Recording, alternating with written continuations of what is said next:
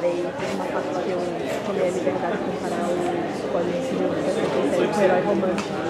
Eu falei que era um pouco irônico, porque quem ajudou na redação final dela chamou o fulano, sabe? Eu achei interessante. Tem até um livro Boa tarde a todos. Bem-vindos à Feira do Livro de Lisboa.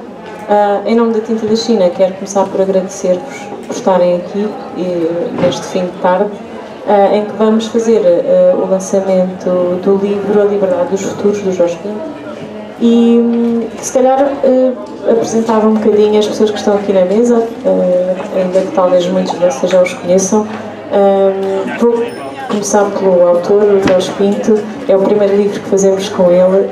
Ele é engenheiro do ambiente, mas este livro resulta do doutoramento que ele fez na área da filosofia e foi a partir daí que ele trabalhou. E o Rui é o primeiro, dizemos sempre isto, coitado, mas é o primeiro autor da Tinta da China. O pequeno livro do Grande Terremoto foi o primeiro livro que a Tinta da China publicou já há muito tempo e continua a ser um livro que as pessoas procuram e que vamos reimprimindo. Faz parte da história da editora, portanto o Rui é historiador, deputado, e queria agradecer-lhe também por estar aqui para fazer este lançamento. E é precisamente ao Rui que passo primeiro a palavra. Obrigada. Muito obrigado, Catarina. Tá? Obrigado, Catarina, e obrigado à Tinta da China, obrigado a todas e a todos por terem vindo e por estarem aqui para a apresentação deste livro do Jorge Pinto, amigo, autor, camarada, e alguém que muito prezo. Também gosto muito de, além disso tudo, agora seres vizinho de Tinta da China e autor na mesma editora onde tenho tantas amigas. É uma editora principalmente fundada e dirigida por mulheres e amigos também, entre quem entretanto trabalha na Tinta da China e publica na Tinta da China. Há mais ou menos 250 anos, quando, por uma série de acontecimentos nos quais a cidade de Lisboa e o terremoto na cidade de Lisboa também desempenham um papel decisivo, os europeus começaram a perceber que era chegado o momento de serem eles a tomarem conta do seu próprio destino político em cada um dos reinos neste continente, ou seja, quando se inicia aquilo que poderíamos chamar uma espécie de segundo contrato político da modernidade, a seguir ao absolutismo, se encerra a época em que a governação, o reinar, era feito por alguém que era, enfim, rei por graça de Deus, e aos súbditos era dado seguir aquilo que o monarca decidisse fazer, ou para onde decidisse ir. Nessa época, que é a época das revoluções francesas, da Revolução Francesa, da Revolução Americana também, aquela época no final do século XVIII até o início do século XIX, em que os cidadãos, agora assim chamados, depois de terem deixado de chamar a si mesmos súbditos, começam a tentar perceber como era essa coisa de se governarem a si mesmos. Não havia muitos exemplos onde buscar o que fazer. E não havia muitos exemplos próximos. Os mais próximos, talvez, que tivessem, tanto geograficamente como cronologicamente, seriam algumas cidades, República de Itália, ali entre o final da Idade Média e o início do Renascimento, mas mesmo essas era considerado que tinham as suas raízes em repúblicas e democracias ainda mais antigas, que já tinham tido na altura mais de 2000 anos, acerca das quais havia suficiente literatura escrita pelos próprios contemporâneos dessas democracias e dessas repúblicas, e onde aí, depois de séculos e séculos de monarquias por direito divino, então os franceses primeiro e depois outros cidadãos desses reinos e depois estados e nações da Europa foram buscar inspiração. Essas democracias e essas repúblicas antigas eram as gregas e a República Romana. Principalmente a democracia ateniense e a República Romana antes do Império. Só que a democracia e a república, tal como esses antigos as entendiam, eram muito diferentes daquilo que seria possível no final do século XIX, ou no final do século XVIII, ou no início do século XIX, reproduzir. Eram principalmente democracias diretas, democracias que dependiam de uma grande dedicação cidadã daquela pequena quantidade de gente que houvesse em cada uma delas, e evidentemente sustentadas numa enorme desigualdade de base, que era a existência tanto em Atenas como em Roma de uma grande massa de população escrava. A democracia ateniense, a República Romana, foram tidas pelos autores, mesmo da sua própria época, como admiráveis, mas na verdade estavam sustentadas na prática real de todos os dias, de que os escravos faziam a maior parte do trabalho duro para que os cidadãos, os filósofos, os oradores, os tribunos, pudessem fazer política a praticamente tempo inteiro. Durante muito tempo foi considerado impossível haver democracias e repúblicas que funcionassem em grandes extensões de território com populações muito numerosas. No início do século XVIII, Montesquieu disse-o claramente: as repúblicas são para cidades-estado. Para coisas do tamanho de nações é preciso haver reinos. E para coisas maiores ainda é preciso haver impérios. É para contrariar essa ideia, que era a ideia provavelmente mais lida no livro que foi o maior best-seller político do século XVIII, O Espírito das Leis, de Montesquieu, que os revolucionários, tanto franceses como americanos, do final do século XVIII, se empenharam em construir novos tipos de pólios, novos tipos de entidades políticas. No caso de França, tentar construir uma república do tamanho de um reino. No caso dos Estados Unidos, tentar construir uma república federada do tamanho do que antes seriam impérios. Mas aí havia um problema. Não era possível ter milhões de pessoas na ágora a fazer política e a votar e a tomar decisões em casos judiciais como em Atenas e como em Roma.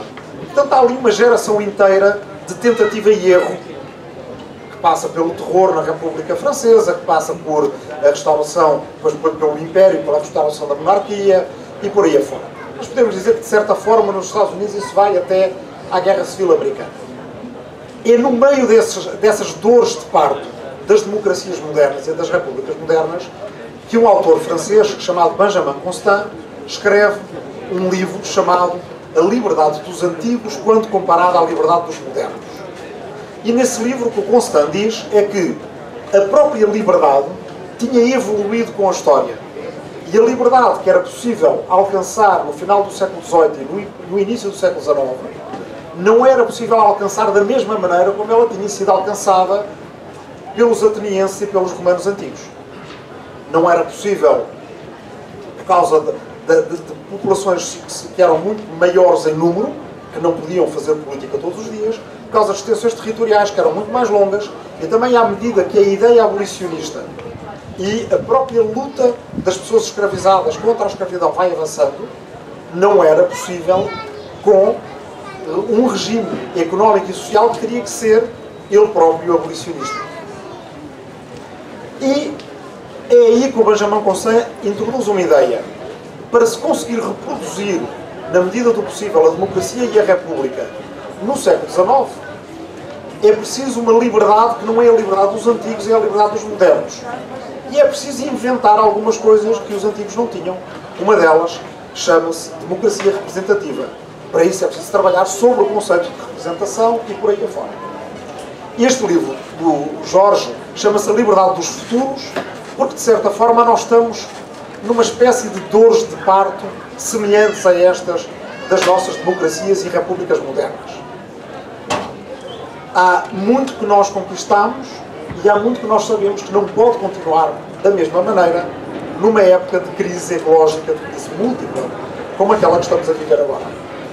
De crise que é feita da desregulação do capitalismo, da desregulação da globalização e, acima de tudo, do atingir e superar e ultrapassar e violar os limites físicos, materiais, ambientais do planeta. Portanto, para isso, nós precisamos também, de certa forma, de voltar a beber do conceito de liberdade, inclusive do conceito de liberdade como os antigos também o entendiam, e pensar já não só na comparação entre liberdade dos antigos e liberdade dos modernos, mas projetá-la para aquilo a que o Jorge chama no seu livro a liberdade dos futuros. Esta liberdade dos futuros deve ser entendida em dois sentidos diferentes. Um é a liberdade dos nossos vindouros, a nossa, dos nossos filhos, dos nossos netos, das gerações subsequentes, dos que virão depois de nós. É um livro pensado para a liberdade desses futuros e para a maneira como esses próprios futuros hão de determinar as suas ideias de liberdade. Hão de também definir como é que desejarão ser livres. Mas, em segundo lugar, e este talvez de uma forma mais subtil, mas mais interessante ainda no livro do Jorge, para que os futuros tenham liberdade, para que as pessoas futuras tenham liberdade, é preciso que nós tenhamos vários futuros à nossa disposição. Que nós, de certa forma, possamos escolher entre futuros. E para isso, em primeiro lugar, temos que fazer face à crise ecológica. E, portanto, há aqui uma dimensão com a qual os antigos se preocupavam na fundação das suas democracias e das suas repúblicas, e logo no início deste livro vocês verão algumas passagens do Virgílio, do poeta romano, das Geórgicas, acerca do que se deve escolher para haver uma boa república, uma boa democracia, qual deve ser o tipo de harmonia que essa república e essa democracia devem ter com o meio ambiente, numa ideia que não será muito dissemelhante daquela que nós encontramos, por exemplo, naquilo a que chamaríamos os filosofares dos povos indígenas americanos, quando falam do buen vivir, não é? O bom viver, o viver equilibrado, que é uma ideia, no fundo, tão semelhante à ideia aristotélica da eudemonia, não é? Que é a ideia da vida feliz, da vida equilibrada no planeta, ou do respeito pela Pachamama, pela Mãe Terra. Estas são ideias que são elas próprias, digamos, plurais. Esta liberdade dos futuros vem de uma... Ela pode ser bebida em múltiplas tradições filosóficas, que podem ser as do Mediterrâneo, seja do Mediterrâneo greco-latino, seja do Mediterrâneo árabe, pode ser bebida nas filosofias orientais, nas filosofias do Novo Mundo e por aí afora. Mas precisam de ser reinterpretadas por nós, por vocês, por aqueles que se nos seguirão, para que os nossos futuros, os nossos vindouros tenham liberdade, mas para que os futuros também possam ser múltiplos, eles próprios, para que o nosso futuro não esteja afunilado a uma via única, que é a do esgotamento dos limites do planeta, do não conseguir lidar com a questão das alterações climáticas, com uma vida que será necessariamente muito mais restrita do que aquela que nós temos. Portanto, quando falamos neste livro de uma ideia de uma certa luta pelo planeta, de uma luta ecológica, e da ideia de uma luta pela liberdade, e da ideia de uma luta pela igualdade, elas estão aqui neste livro de uma forma na qual nos apercebemos que elas são todas em conjunto. Se falha uma, falham as outras. Não se pode fazer uma sem se fazerem as outras. Para isso, o Jorge vai, além de, num primeiro plano, de ser este aspecto histórico que eu falava, histórico-filosófico, buscar algumas das tendências mais recentes da filosofia política, ideias como são as ideias da liberdade neo-romana ou da liberdade republicana clássica, ou seja, como contraponto à ideia de uma liberdade liberal, como ela é entendida muito hoje em dia, que é apenas uma liberdade como não intervenção por parte do Estado. Se o Estado não se mete naquilo que eu faço ou deixo de fazer, eu sou livre. É esta ideia, que é uma ideia, enfim, simples, para não dizer às vezes simplista e até simplória da liberdade, o Jorge contrapõe, indo buscar filósofos como o Philippe Petit, o Quentin Skinner e outros, a ideia da liberdade como não dominação. Ou seja, eu não sou só livre se não interferirem no meu caminho. Eu sou livre quando eu não sou dominado e não estou dependente por alguém, dependente de alguém. Isto era algo que precisamente os antigos entendiam muito bem. Na Roma Antiga, alguém vivia confortavelmente, mas enquanto vivia confortavelmente, vivia na dependência de outrem, era alguém que não era livre, mesmo que vivesse em conforto material. Por outro lado, para haver uma liberdade como não dominação, nós precisamos de uma república na qual, num sentido geral, as pessoas se reconheçam numa liberdade igual. O Jorge fala, a certa altura, dos 3 testes da liberdade do Philippe Petit. São 3 testes muito simples e muito belos ao mesmo tempo. Um é o teste do olhar. É livre uma sociedade na qual nós não temos medo de olhar nos olhos de ninguém. Onde toda a gente é capaz de andar de cabeça levantada, não tem medo do patrão, do polícia, do cônjuge, do Estado, do sacerdote, quem quer que seja. Não baixa os olhos à passagem de ninguém. E não é preciso irmos muito atrás para perguntarmos aos nossos pais, aos nossos avós e aos nossos bisavós de tempos em que neste mesmo país se baixava os olhos à passagem de alguém. Não é? E então, uma sociedade na qual isso acontece não é livre, mesmo que o Estado não interfira diretamente na vida de alguém. E hoje em dia, se calhar, em muitas empresas, em muitos call centers, em muitos locais de trabalho, por este Ocidente fora, há quem baixe os olhos à passagem de alguém. Ou pode não baixar os olhos como dantes, mas não é livre, porque está dependente.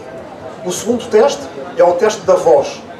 Sermos capazes, termos a possibilidade de participar, de usar da nossa voz para participar nas nossas decisões comuns. E o terceiro teste é o teste da comunidade. Vivermos numa comunidade que tem ela própria a liberdade de poder cuidar, de poder proteger, de poder apoiar aqueles que tiveram reveses na vida, que têm uma situação de maior dependência, de menos agência, de menor autonomia. E, portanto, este é um segundo aspecto do livro do Jorge. E um terceiro, que eu vou usar apenas, que é aquele pelo qual mais vale a pena ler o livro do Jorge se estes 2 anteriores não fossem já subejamente interessantes, é que o livro do Jorge é uma autêntica caixinha de ferramentas acerca de possibilidades de futuros, sem fechar nenhum caminho, sem impor nenhum modelo e dizer o futuro tem que ser assim ou tem que ser assado, mas dando-nos exemplos de áreas nas quais nós podemos conquistar liberdade, na diminuição do tempo que dedicamos ao trabalho, no recuperar de tempo para a nossa liberdade, para a nossa vida familiar, para a cultura, para o lazer e para a arte, no encontrar formas de garantir que ninguém desce abaixo de uma certa linha de dignidade, subsistência para todos, trabalho digno para todos, cidadania e direitos humanos para todos, através de ideias muito concretas de como a liberdade desses futuros pode ser exercida. Ela não será exercida, certamente, a cada vírgula da maneira como o Jorge aqui descreve. Mas o Jorge faz uma coisa que é rara em livros deste género. Ele não só faz um diagnóstico, não só faz a história filosófica das ideias que nós precisamos de recuperar hoje em dia, algumas delas esquecidas, mas também nos dá algumas pistas acerca de como podemos utilizar esses utensílios mentais de que o livro do Jorge nos dá. É por isso que eu fui muito honrado em poder escrever o prefácio à Liberdade dos Futuros. Estou muito contente agora por poder apresentar este livro e passo a palavra ao Jorge para que ele faça esta alquimia que tem sempre as apresentações dos livros, que é de os livros passarem a ser de livros dos autores, passarem a ser livros dos seus leitores.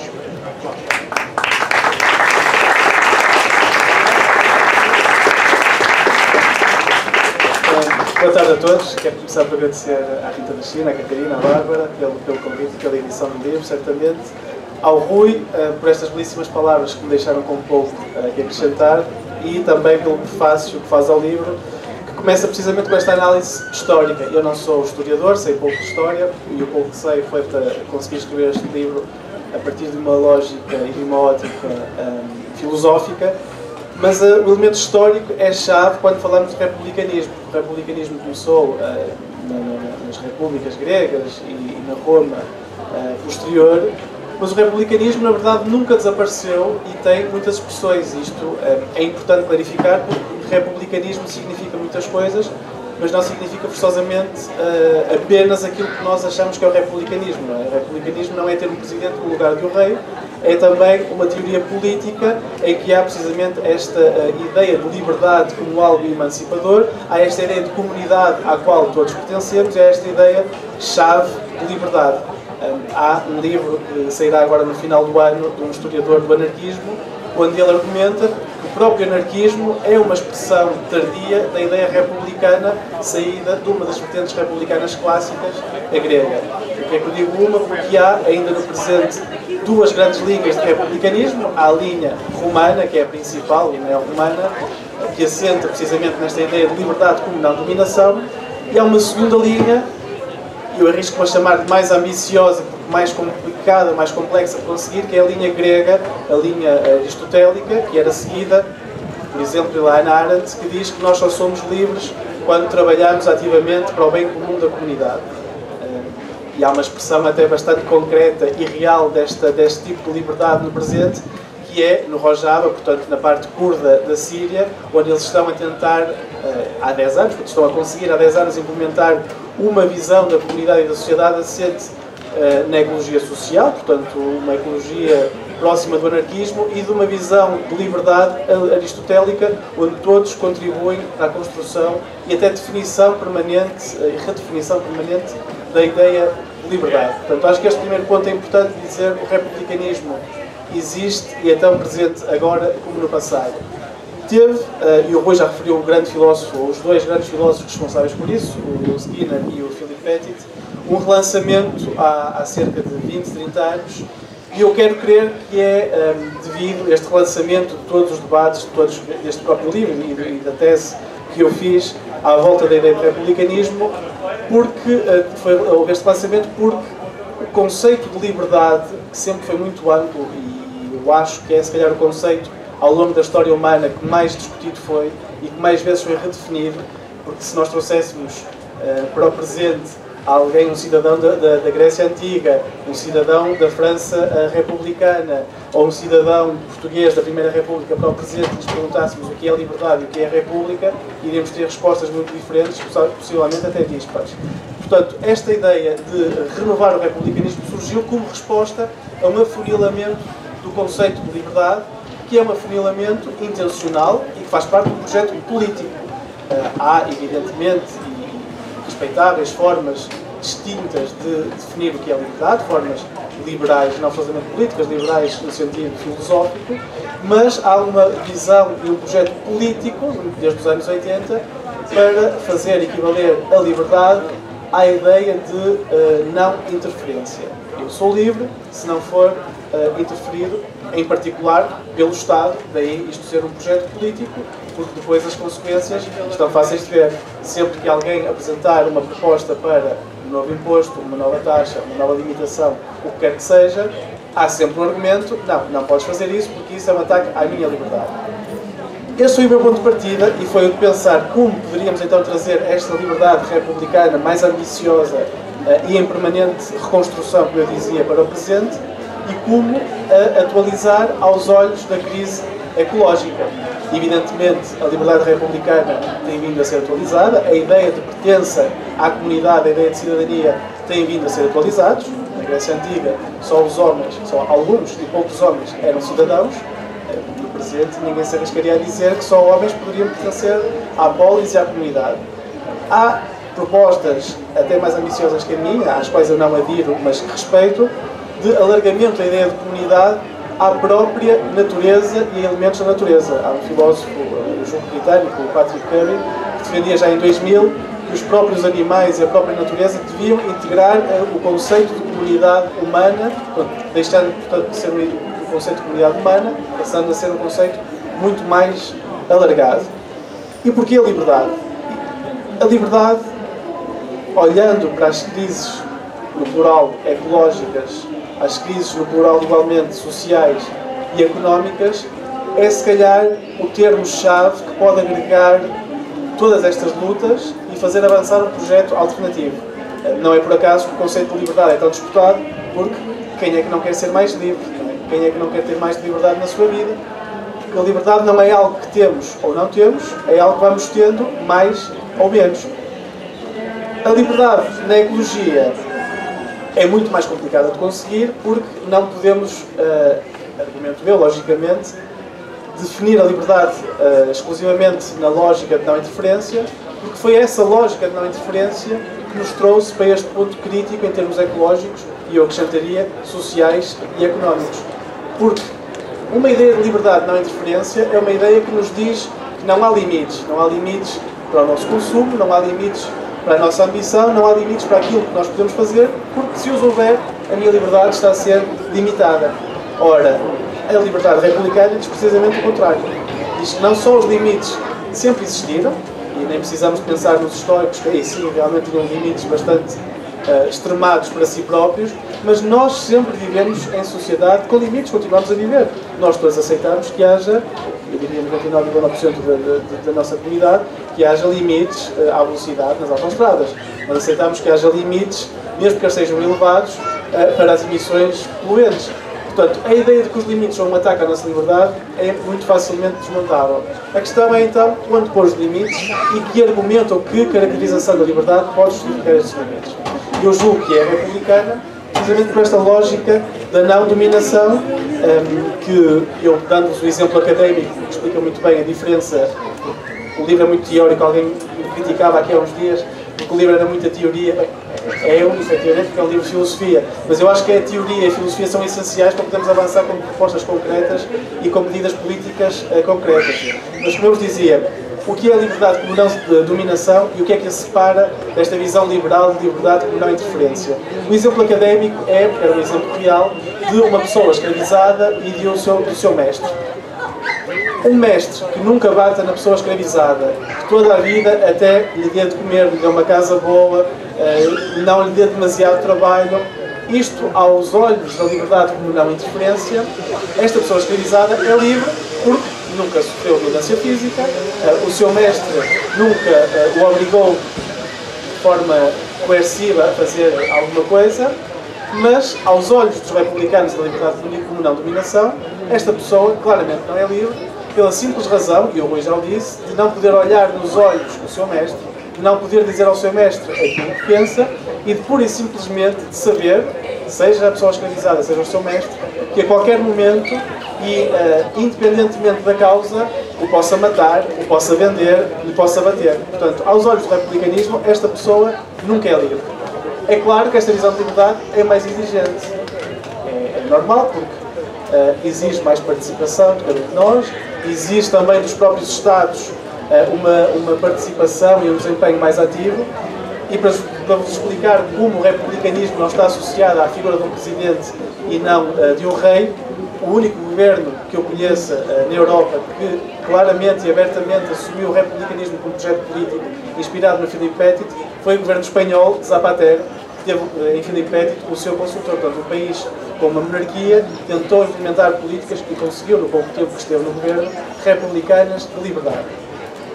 Passando da liberdade aos dois outros elementos da trilogia republicana francesa que vieram complementar a liberdade, que é a igualdade e a fraternidade.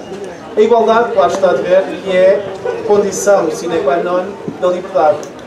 Não uma igualdade absoluta, o republicanismo nunca pediu isso, mas uma igualdade até mais social do que económica. Uma vez mais, o teste do olhar. Nós não precisamos todos ter exatamente o mesmo dinheiro na conta bancária para nos respeitarmos e olharmos nos olhos.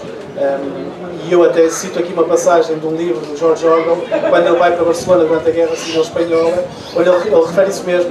Nos primeiros dias da Revolução, que nos chamam os anarquistas, toda a gente se tratava por tudo, todos se olhavam nos olhos e eram todos fraternalmente iguais, como ele diz. Ele vai para a frente de guerra, volta ferido, passado uns meses, e ele próprio diz, quando eu regresso, passado alguns meses, já o trato por tu tinha desaparecido, já a nossa igualdade tinha desaparecido. Portanto, a igualdade é muito mais do que simplesmente termos o mesmo dinheiro. É uma igualdade social, a igualdade do republicanismo. Mas esta igualdade social traduz também em coisas económicas e em dois elementos, uma vez mais filosóficos, ou em duas visões filosóficas complementares. A ideia de que todos temos direito a um mínimo, portanto há um mínimo abaixo do qual ninguém pode cair, e, da mesma forma, um máximo a partir do qual ninguém deveria poder passar.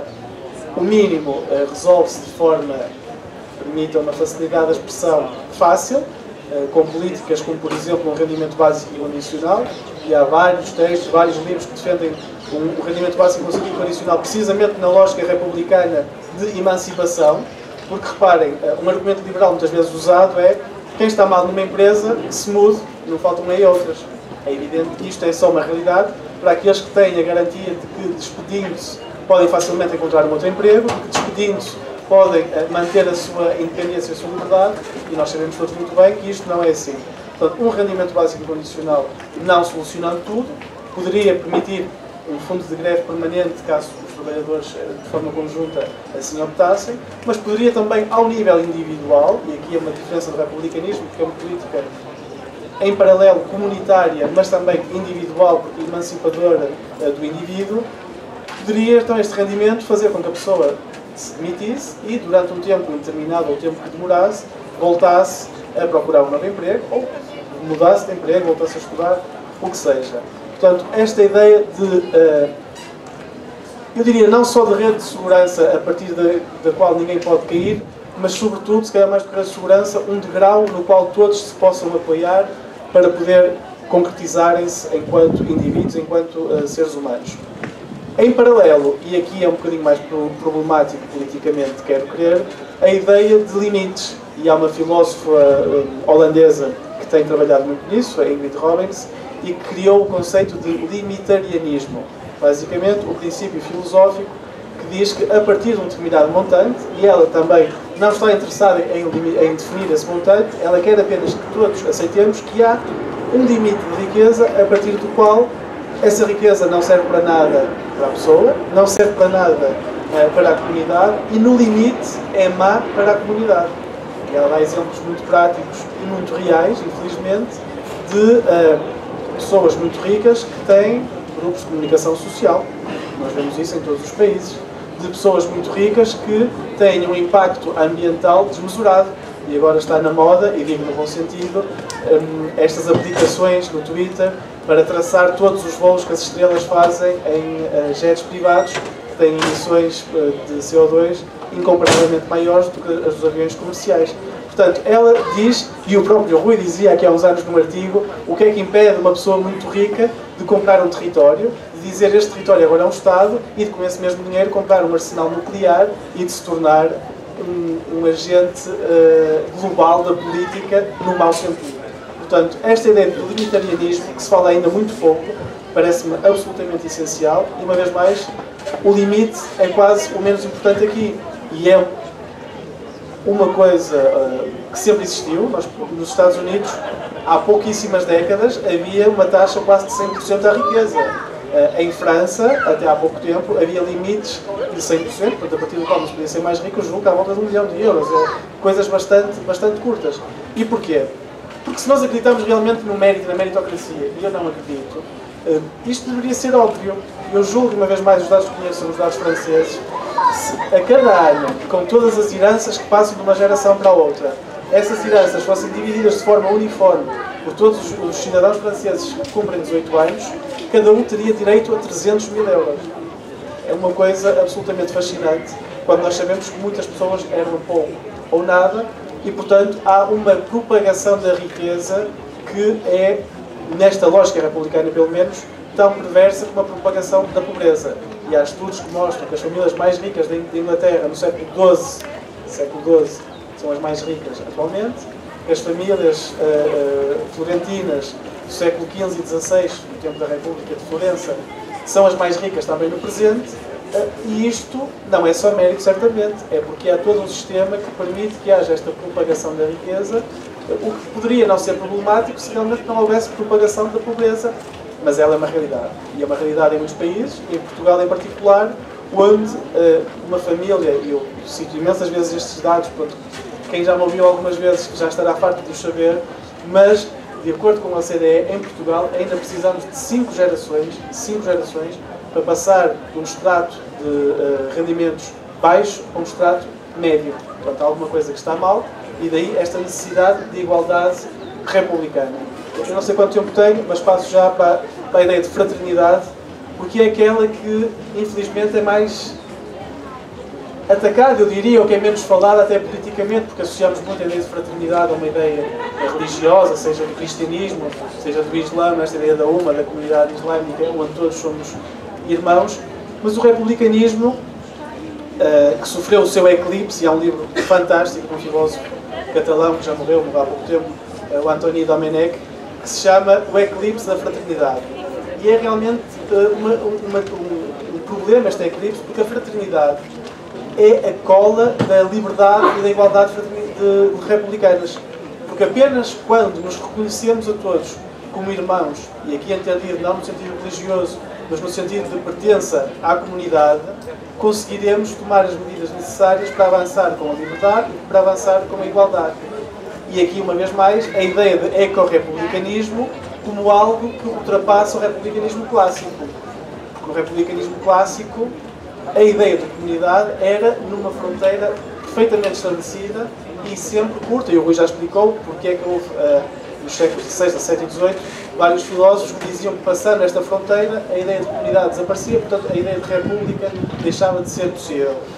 Eu acho que não, e quando considerarmos o elemento ecológico, é claríssimo que esta ideia de comunidade tem de ser a comunidade global, porque as alterações climáticas afetam todo o planeta, independentemente de onde haja emissões. E isto é claro a uma pequena escala, pensemos na escala ibérica, quando Espanha fecha os rios que chegam a Portugal, coisa que faz com bastante frequência nos períodos de seca, há muito menos água que chega a Portugal. Portanto, nós podemos facilmente argumentar que uma ação em relação à qual os cidadãos portugueses não tiveram nenhuma influência, os poderes políticos portugueses não tiveram nenhuma influência, está a afetar a liberdade dos agricultores portugueses ou dos consumidores de água em Portugal. De um modo ainda muito mais perverso, a subida do nível médio das águas, que afeta as pequenas nações ilhas, que são aquelas que per capita menos contribuem para as alterações climáticas, são aquelas que estão a sofrer mais. Portanto, para nós é muito fácil dizer que a nossa comunidade é aquela que interessa, mas se pensarmos assim, portanto, se não aceitarmos esta ideia de fraternidade global, fica claro de ver que estamos a destruir a possibilidade de liberdade, estamos a destruir a possibilidade de igualdade a muitas outras comunidades.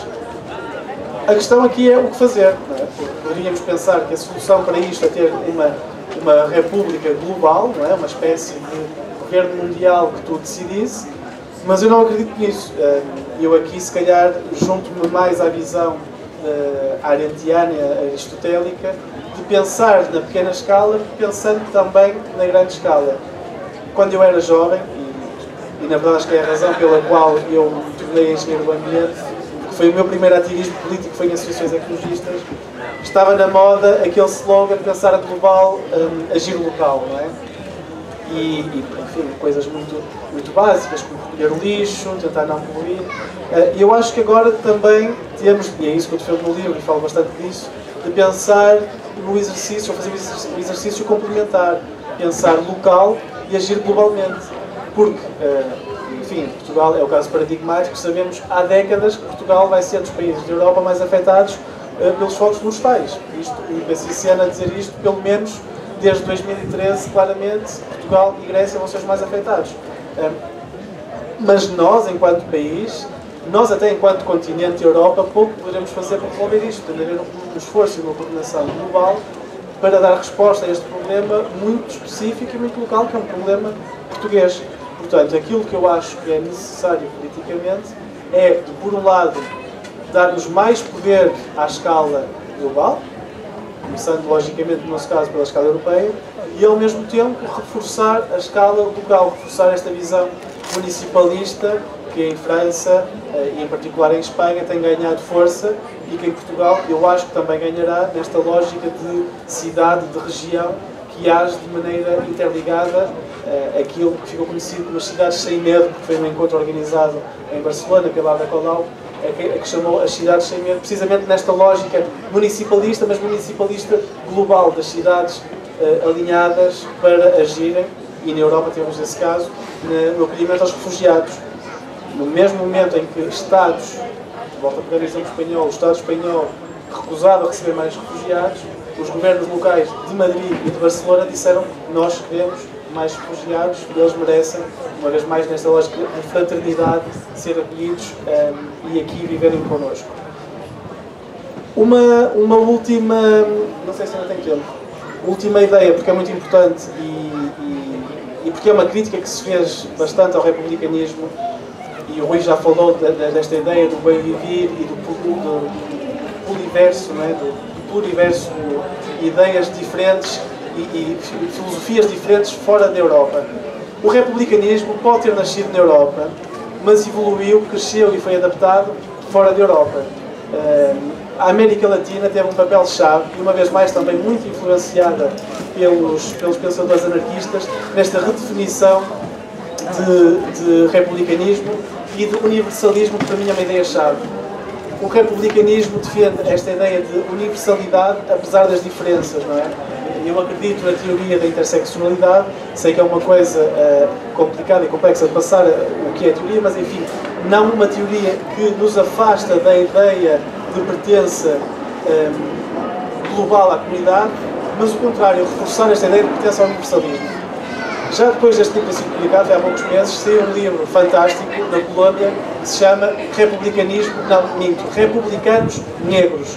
E é um livro de história que conta como no final do século XIX e início do século XX, a população negra da Colômbia e de Cuba pedia para si esta pertença à República e dizia: nós não queremos ser distintos, nós não queremos estar separados e ter os nossos direitos à custa de ou à parte de, pelo contrário, nós queremos única e simplesmente ser considerados como parte da República, queremos ser parte deste universalismo. E é este exercício que me parece essencial no presente e que está a ter muito trabalho em França, onde o republicanismo é muito mais discutido que em Portugal, onde as comunidades muçulmanas, ou pelo menos dos países árabes e negras, têm tentado redefinir esta ideia de republicanismo francês, porque de tão jacobino que foi, serve muitas vezes para tentar aplanar estas diferenças, e estas comunidades que chegaram à França, que são francesas, logicamente, dizem que não, o republicanismo francês também é nosso, mas não o republicanismo antigo, o republicanismo mais crítico, que nós queremos ajudar a definir. Muito obrigado.